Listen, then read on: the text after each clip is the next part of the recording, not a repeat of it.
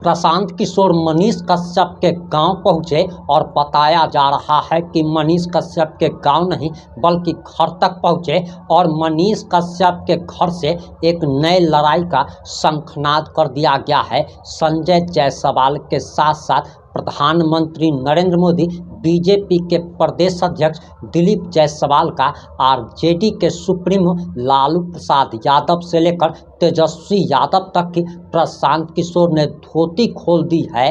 और ऐसी गरजदार आवाज़ में प्रशांत किशोर ने जो चैलेंज कर दिया है वो बयान आपको जरूर सुनना चाहिए।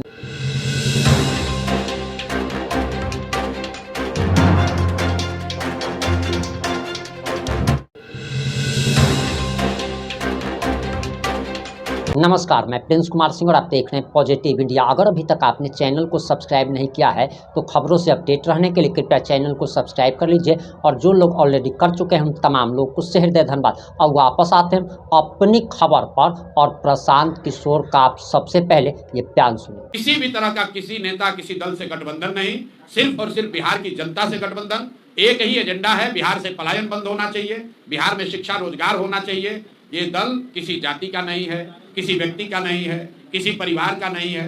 आपको ये दिख सकता है कि आज प्रशांत किशोर इसके अगुआ के तौर पर देख रहे हैं, लेकिन मैं आपके सामने दावे के साथ कह रहा हूं कि आप कुछ वर्षों में वो दौर भी देखेंगे जब प्रशांत किशोर से भी काबिल लड़के इसी बिहार के मिट्टी से निकलेंगे और वो प्रशांत किशोर से ज्यादा नाम, प्रतिष्ठा, इज्जत और जनता का समर्थन जन स्वराज के प्लेटफॉर्म के जरिए हासिल करेंगे। यही जन स्वराज का उद्देश्य है। बिहार में व्यवस्था परिवर्तन हो, लेकिन वो परिवर्तन किसी परिवार के द्वारा नहीं, किसी जाति, किसी व्यक्ति विशेष के द्वारा नहीं, बिहार के हर उस व्यक्ति के सामूहिक प्रयास से हो जो बिहार में एक नई राजनीतिक व्यवस्था चाहता है, जो ये चाहता है कि आने वाली पीढ़ियों को कोई बिहारी कह के गाली न दे। हम लोग, आपने देखा होगा पिछले 2.5 वर्ष में मैंने बिहार में एक चीज प्रस्थापित करने की कोशिश की है कि किसी दल का, किसी व्यक्ति का, किसी नेता का नारा नहीं लगाना है। ये बात बहुत लोगों को समझ में नहीं आती है कि मैं जय बिहार जय जय बिहार क्यों कहलवाता हूँ। वो इसलिए कि बिहारी शब्द ही गाली बन गया है। बिहारी कहे जाना अपने आप में शर्म की बात हो गई है। तो ये हम लोग का संकल्प है और हर बिहारी का ये संकल्प होना चाहिए कि जब तक बिहारी कहे जाना गौरव की बात न हो, तब तक बिहार को इस दुर्दशा में पहुंचाने वाले नेताओं का, दल का कभी हम लोग नारा नहीं लगाएंगे। उसमें प्रशांत किशोर भी शामिल है। अगर हम भी पहले सजग हुए होते, हमने भी पहले प्रयास किया होता तो शायद बिहार की ये दुर्गति नहीं होती। इसीलिए किसी व्यक्ति, किसी दल का नारा नहीं, सिर्फ और सिर्फ अपनी धरती, अपने इस मातृभूमि का नारा लगाते हैं हम लोग। जय बिहार जय जय बिहार। अब आपके जो सवाल हैं वो आप सवाल कर सकते हैं। बहुत बहुत धन्यवाद। सर, महागठबंधन अभी बिहार में सत्ता में नहीं है, लेकिन कल रोजगार मेला का आयोजन किया है पूरे बापू सभागार में। सर, किस नजरिए से आप देख रहे हैं इस चुनाव पे? बेरोजगार युवा उधर आकर्षित होते हैं या फिर नहीं? मेरे भाई, आकर्षित होना नहीं होना वो बिहार के युवाओं पर छोड़ दीजिए। बिहार का युवा इतना मूर्ख नहीं है जितना कि राजनीतिक दल और आप जैसे कुछ पत्रकार समझते हैं। बिहार का युवा इतना मूर्ख नहीं है। जिस महागठबंधन की आप बात कर रहे हैं, कांग्रेस का बिहार में करीब 40-45 साल शासन रहा। देश का सबसे गरीब और पिछड़ा राज्य बिहार कांग्रेस के राज में बना। जिस महागठबंधन की आप बात कर रहे हैं उसका नेतृत्व लालू जी और तेजस्वी यादव कर रहे हैं। ये लोग पिछले 15 साल, 30-35 साल में 15 साल खुद मुख्यमंत्री रहे, 3 साल तेजस्वी यादव स्वयं से उप मुख्यमंत्री रहे। तो उन्होंने कितने रोजगार दिए हैं, बिहार की क्या दुर्दशा उन्होंने की है, ये प्रशांत किशोर को बताने की जरूरत नहीं है। पूरा समाज जानता है कि लालू जी के कालखंड को जंगल राज कहा गया और पश्चिम चंपारण से ज्यादा इस बात को कौन जानता है, किस दुर्दशा में यहाँ पर लोग रह रहे थे। शायद देश का एकमात्र बस का, पूरे बस का यात्रियों के साथ अपहरण की घटना, अगर मुझे ठीक याद है, तो इसी जिला में लौरिया के पास हुई थी। क्या उस दौर को आप वापस लाना चाहते हैं? ये रोजगार मेला और कलम बांटना, किसी ने कहा कि तेजस्वी यादव कलम बांट रहे, तो हमने कहा भाई तेजस्वी यादव कलम वाले नहीं, कट्टा वाले नेता हैं। जब तेजस्वी यादव और राजद की सरकार थी तो बिहार की पहचान कट्टा बनाने वाले राज्य के तौर पर होती है थी। अब क्यों कलम बांट रहे हैं हम आपको बता देते हैं। कोई जब आप सुनते हैं कहानी, शेर बूढ़ा हो जाता है, शिकार करने की क्षमता खत्म हो जाती है, तो सुने ना सोना का कंगन दिखाता था। उसी तरह तेजस्वी यादव जैसे लोग कलम दिखाकर लोगों को भ्रमित करना चाहते हैं ताकि आप फंसिए। जिस दिन आपको फंसाकर सत्ता में आया तो अब उसका कैरेक्टर, चरित्र नहीं बदला है, फिर आकर आपको खाएगा ही खाएगा, फिर यहाँ आकर रंगदारी, अपहरण, भ्रष्टाचार ही करेगा और जनता उसमें फंसने वाली नहीं है। जी, बहुत उसका बिल्कुल स्वागत करते हैं। आ रहे हैं, उस पर आ रहे हैं।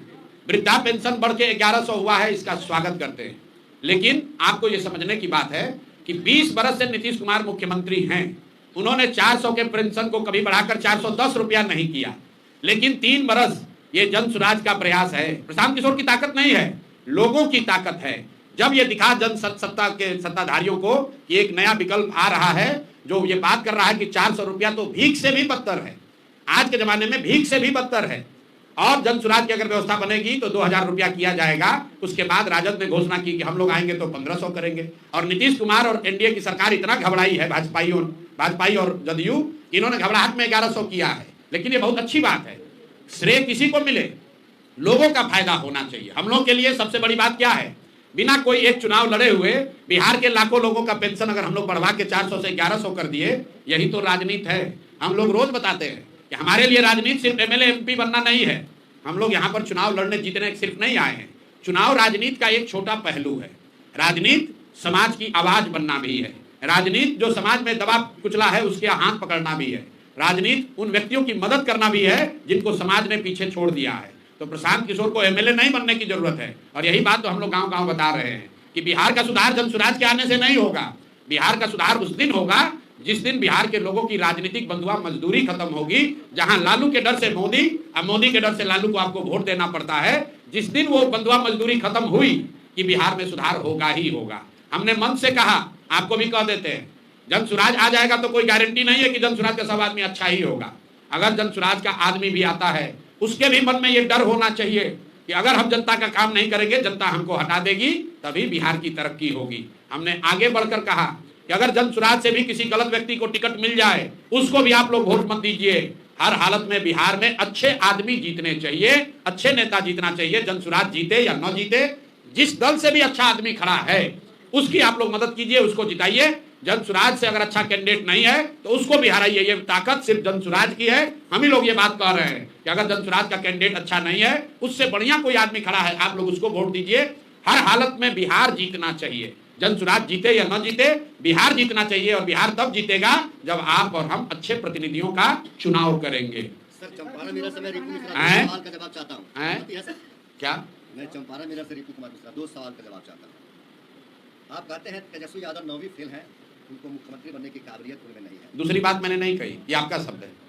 कुछ बुद्धिजीवियों से मेरी बात हुई, उन्होंने कहा कि विधानसभा में विधि का निर्माण होता है, वहाँ किसी आईएएस, आईपीएस, किसी कलाकार, इंजीनियर, यूट्यूबर्स की जरूरत नहीं है, वहाँ विधि ग्रेजुएट लोगों की जरूरत है। बेहतर विधि का निर्माण होना चाहिए। देखिए, ऐसा है, आप तो पहले इस बात को समझ ही नहीं रहे हैं कि 9वां पास होने और नहीं होने की बात क्यों कही जा रही है।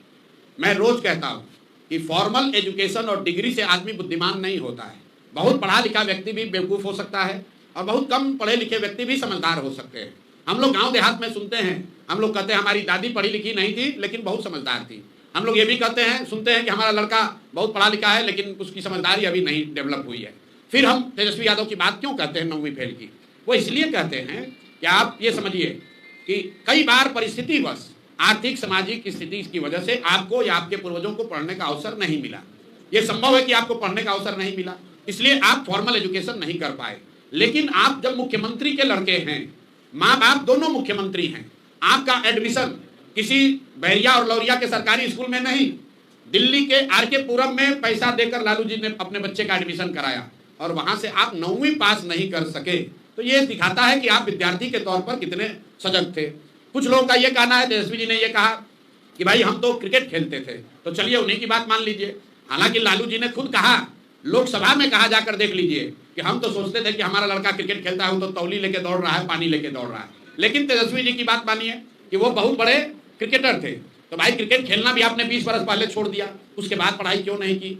आप और हम गाँव में जाते हैं, हमको महिलाएं आपको भी मिली होंगी, मैं पूछता हूँ दीदी कितना पढ़े हैं, तो महिला बताती है कि हमने ग्रेजुएट किया है। मैं अगर आप पूछिएगा कि ग्रेजुएशन कैसे किए, तो बताएगी कि भैया ऐसा है ना, हमारे बाबूजी खाली 8वें तक पढ़ाए क्योंकि हमारे गांव में माध्यमिक विद्यालय नहीं था। लेकिन शादी होने के बाद मेरे पति ने मुझे पढ़ाया, फिर मैंने मैट्रिक किया, लेकिन फिर बाल बच्चा हो गया ना, तो हमारा पढ़ाई छूट गया। फिर 10 बरस जब बाल बच्चा बड़ा हुआ तो करस्पॉन्डेंस में भैया हमने नाम लिखाया क्योंकि हमारे मन में था कि हमको ग्रेजुएट करना है। ये क्या दिखाता है?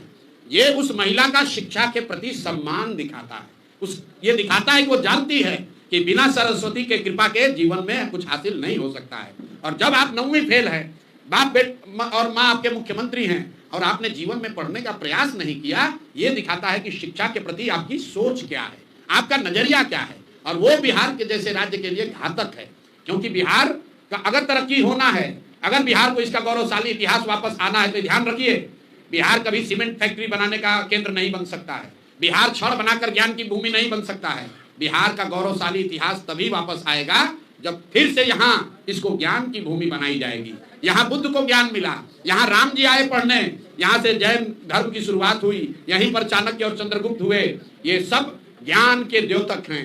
यहाँ हम लोग नालंदा विश्वविद्यालय की बात करते हैं, हम लोग विक्रमशिला की बात करते हैं। हम लोग ये नहीं कहते हैं कि हम लोग का बिहार का बहुत गौरव था, यहाँ सीमेंट बनाने का फैक्ट्री था। सीमेंट और चीनी का फैक्ट्री भी लगेगा, लेकिन बिहार का असली गौरव तब हासिल होगा जब बिहार को फिर से ज्ञान की भूमि बनाई जाएगी। हर गांव में देश का सबसे अच्छा विद्यालय बने, यहाँ पर देश के सबसे अच्छे यूनिवर्सिटी बने, मेडिकल कॉलेज बने, इंजीनियरिंग कॉलेज बने। ये हम लोग का सपना है। इसलिए हम लोग कहते हैं कि कोई 9वीं फेल आदमी जिसका शिक्षा के प्रति कोई नजरिया नहीं है, कोई सम्मान नहीं है, वो बिहार का भला नहीं कर सकता है। प्रधानमंत्री मोदी जी का आगमन हुआ था, राजनीतिक सभाएं शुरू हो गई है जी। सभा के दिन स्कूल को बंद कर दिया जा रहा है, इसको लेकर अब मेरे भाई आपने प्रश्न में ही बता दिया कि जिस दिन आप सभा करने आए हैं उस दिन बच्चों को आप उनका क्लास बंद करा रहे हैं। देखिए, मैं अभी कुछ दिनों से बता रहा हूं, जितने आप लोग पढ़े लिखे समझदार लोग हैं बिहार में, आप जरा देखिए कि मोदी जी देश के प्रधानमंत्री हैं, वो गुजरात के भी प्रधानमंत्री हैं और वो बिहार के भी प्रधानमंत्री हैं। आप लोग से मेरा आग्रह है कि आप मोदी जी का भाषण गुजरात में सुनिए। गुजरात में मोदी जी जाते हैं तो वो बताते हैं कि जब 75 साल का गुजरात होगा तो वो कैसा दिखेगा, वहाँ शिक्षा कैसे होगी, वहाँ उद्योग कैसा होगा, वहाँ कृषि कैसी होगी। इसकी प्लानिंग, इसकी योजना अभी से बननी चाहिए। जब मोदी जी गुजरात जाते हैं तो बताते हैं कि सौर ऊर्जा का सबसे बड़ा केंद्र भी गुजरात में बनेगा। वहाँ पर वो गिफ्ट सिटी की बात करते हैं, वहाँ पर वो इन्वेस्टमेंट समिट की बात करते हैं, वहाँ पर वो बता रहे हैं कि कैसे पूरे देश को गुजरात देने वाला राज्य बनेगा। और जब बिहार आते हैं तो वही मोदी जी क्या बात करते हैं, भैया हम लोग आपको 4 किलो अनाज दे रहे हैं, ये मोदी की गारंटी है। उन्होंने बताया हम एक नया ट्रेन चालू कर रहे हैं ताकि श्रमिक परिवार के बच्चे यहाँ से गुजरात आराम से जा सकें। ये देखिए कितना बड़ा आपके हमारे मुंह पर चमाटा है।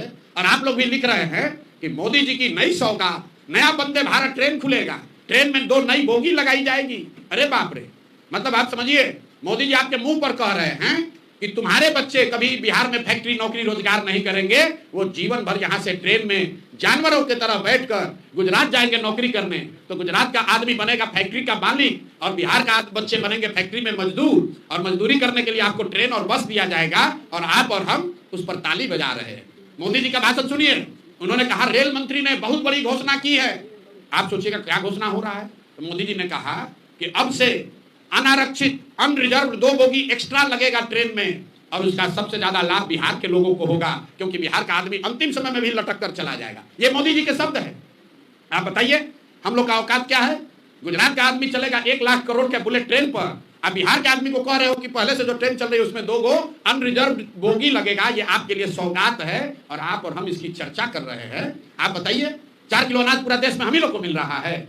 भाई 80 करोड़ लोगों को 5 किलो अनाज देने की योजना चल रही है, लेकिन मोदी जी का भाषण हमको आप सुनाइए। मैं चुनौती दे रहा हूं, कभी गुजरात में मोदी जी ने अगर ये कहा हो कि तुमको 5 किलो अनाज दे रहे हैं इसलिए वोट दो, लेकिन बिहार में आकर मोदी जी कहते हैं कि आपको 5 किलो अनाज मिल रहा है। बिहार में आते कहते हैं कुर्मी मेरा परिवार है, कुशवाहा मेरा परिवार है, यादव मेरा परिवार है, पंडित मेरा परिवार है। कौन जातिवाद फैला रहा है?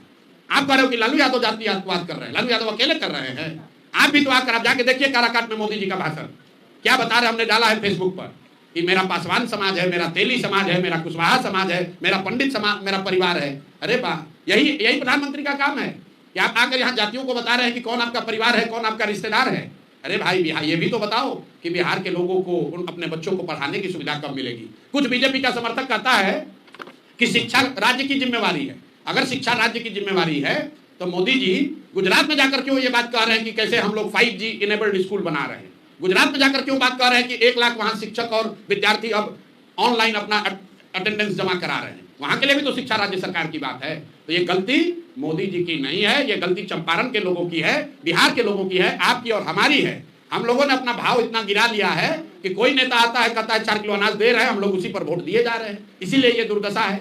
मोदी जी जहां आए मोतिहारी में, उन्होंने बताया कि चीनी मिल कब चालू होगा, उन्होंने बताया कि चंपारण की दशा कब सुधरेगी, कुछ नहीं। उन्होंने बताया कि चंपारण में नदियों का कटाव का मामला कब ठीक होगा। पश्चिमी चंपारण में सबसे ज्यादा विषय है नदियों का कटाव का। गंडक के वजह से कितने गांव, कितने पंचायत डूबे हुए हैं, हर साल डूबते हैं, बाढ़ आता है, नदियां गांव का गांव बहा कर लेकर चली जाती हैं। आप चलिए, लोग कहता है यहाँ जात का राजनीति होता है, आप चलिए हमारे साथ जोगापट्टी, आप चलिए चौमुखा यहाँ का सबसे बड़ा गांव है, आप में से कुछ लोग जानते होंगे, 20,000 से ज्यादा यादव समाज के लोग वहां रहते हैं। और आज पिछले 2 दशकों से नदियों के कटाव, गंडक के कटाव की वजह से चौमुखा के लोग सड़कों के किनारे रह रहे हैं, उनको पूछने आज तक कोई नहीं आया, ना कोई यादव आया, ना कोई कुशवाहा आया, ना कोई ब्राह्मण आया, ना कोई भाजपा आया, ना राजद आया।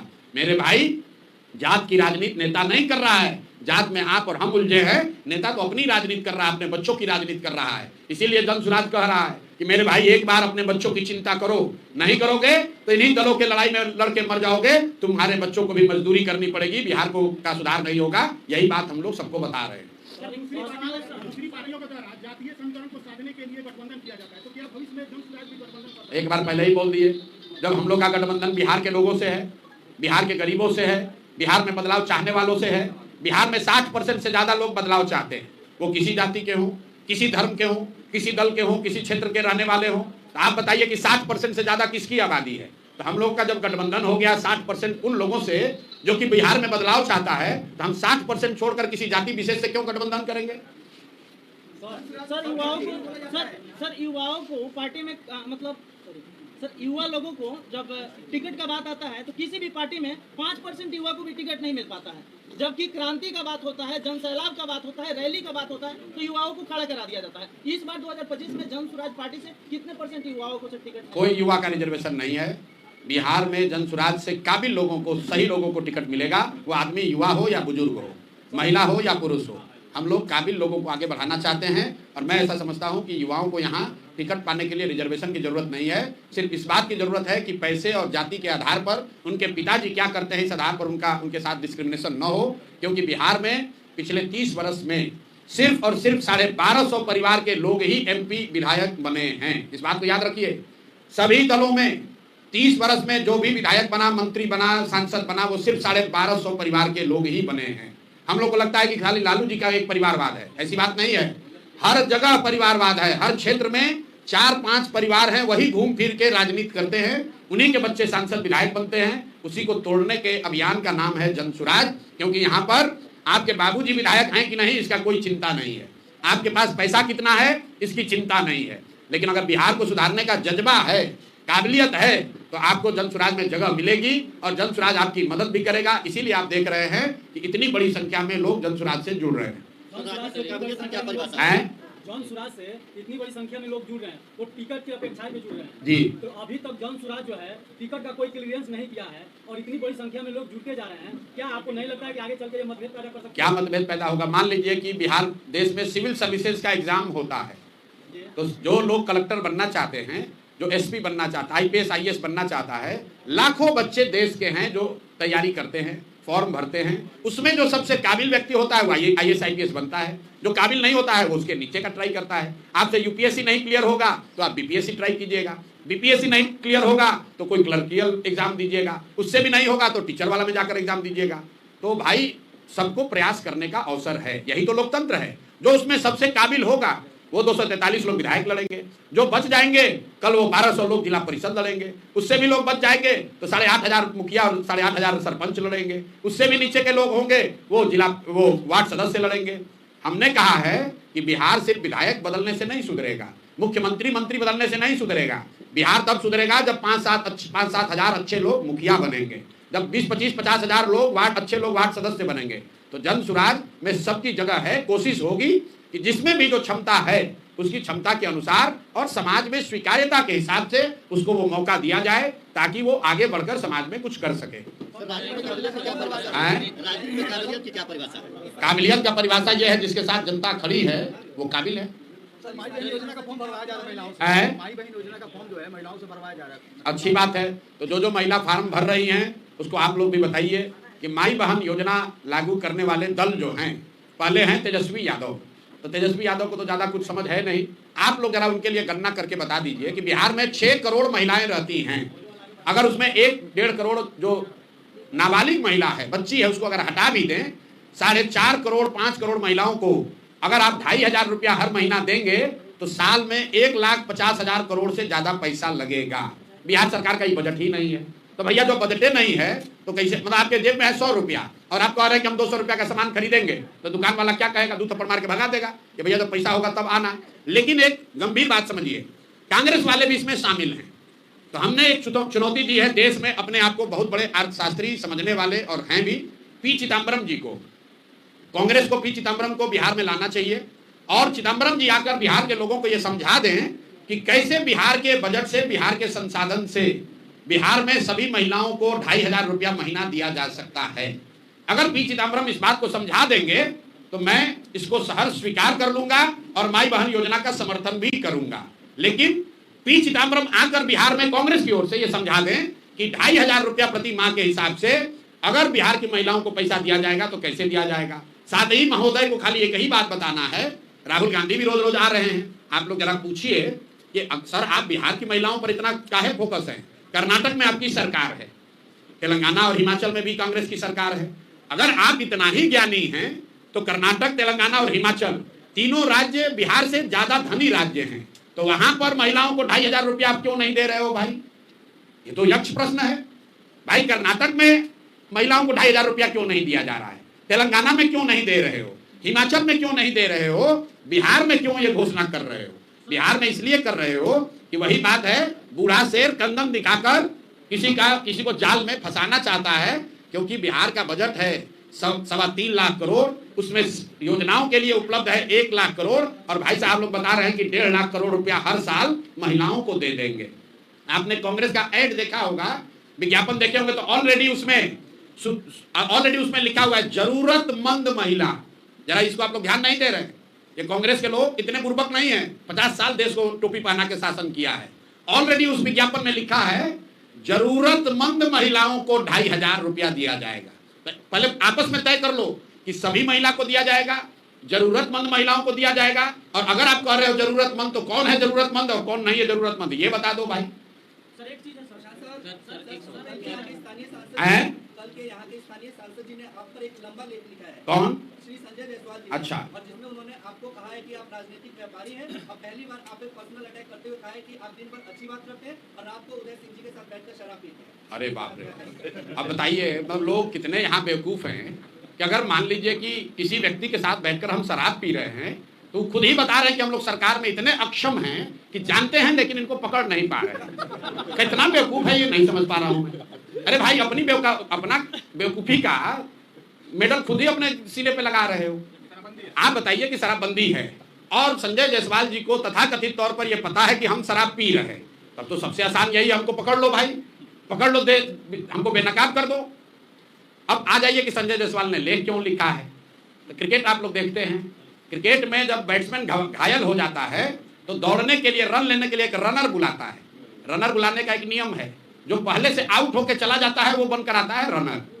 क्रिकेट देखते हैं ना, तो जिसको अभी आगे बैटिंग करने आना है वो नहीं आता है रनर के तौर पर, जो आउट होकर चला जाता है उसको बुलाता है, जाओ अब वो आदमी थोड़ा घायल हो गया है बैट्समैन, रनर के तौर पर दौड़ो। तो संजय जायसवाल वही आउट हुए बैट्समैन ने पहले अध्यक्ष थे, भाजपा ने हटा दिया। यही हटाया किस लिए था? यही फेसबुक पर लेख लिखने के चक्कर में रोज लिखते थे कि हम जदयू को तोड़ने वाले हैं, तो भाजपा वाला इन्हीं को तोड़ के हटा दिया। अब इनके जो बड़े भाई हैं दिलीप जायसवाल, राजनीतिक तौर पर बड़े भाई, उन पर अभी हुई है गोलाबारी, राजनीतिक गोलाबारी। अब बेचारे आहत होकर गिरे हुए हैं, 15 दिन से उनको जवाब नहीं सूझ रहा है। ये नहीं बता रहे हैं कि सिखों के कॉलेज को किशनगंज में कब्जा किए हो कि नहीं किए हो, इसका जवाब नहीं दिया। कह रहा है ऊपर भगवान है। भगवान आपके लिए तो हमारे लिए भी है, भगवान आपके लिए है तो उसके लिए भी है जिसका कॉलेज आप कब्जा किए हैं। तो इन लोगों ने अभी तक ये नहीं बताया कि दिलीप जायसवाल ने सिखों के कॉलेज को अवैध तौर पर कब्जा किया है कि नहीं किया है। इन लोगों ने ये नहीं बताया कि जो 2 महिला प्रेस के सामने आकर कह रही है कि दिलीप जायसवाल ने हमारे बच्चे राजेश, हमारे भाई, हमारे बच्चे का कत्ल कराया है, उस पर इन्होंने जवाब नहीं दिया। तो पीछे से रनर बनकर उतरे हैं दिलीप जायसवाल, संजय जायसवाल। तो भैया इनको क्रिकेट का नियम मालूम है कि जब बैट्समैन आउट होगा तो रनर को भी उसके साथ पवेलियन वापस जाना पड़ेगा। तो बेकार लपेटे में आ जाएंगे, ज्यादा उछलना नहीं चाहिए। फेसबुक पर लिखना जो है वो अपने नहीं लिखते होंगे, कोई अपने असिस्टेंट से लिखवाए होंगे, इतना उनको हिंदी का ज्ञान नहीं है कि उतना लिख पाए।